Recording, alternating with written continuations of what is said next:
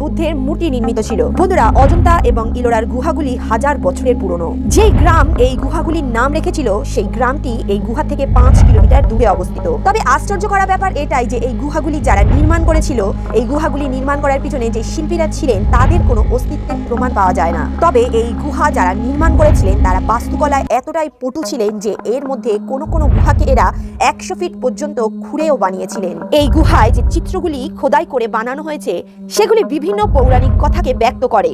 বন্ধুরা, এই ভিডিওর মাধ্যমে আমরা কৈলাস মন্দির এবং অজন্তা ও ইলোরার রহস্য উদ্ঘাটন করেছি। তবে এই ভিডিও সংক্রান্ত কোনো প্রশ্ন যদি আপনাদের থেকে থাকে অথবা আপনারা যদি এর অন্য কোনো রহস্য সম্বন্ধে জেনে থাকেন আমাদের কমেন্ট বক্সে অবশ্যই লিখে জানান। ভিডিওটি ভালো লাগলে অবশ্যই লাইক করুন, ফ্রেন্ডস ও ফ্যামিলির সঙ্গে ভিডিওটি শেয়ার করুন। ফিউচার আপডেটসের জন্য চ্যানেলটি সাবস্ক্রাইব করে পাশে থাকা বেল নোটিফিকেশনটি অবশ্যই অল করে দিন, যাতে আমরা যখন যা ভিডিও দিই তার নোটিফিকেশন সবার আগে আপনাদের কাছে পৌঁছায়। চলে আসবো অপর দিন অপর একটি রহস্য উদ্ঘাটন করতে। ততক্ষণের জন্য টেক কেয়ার।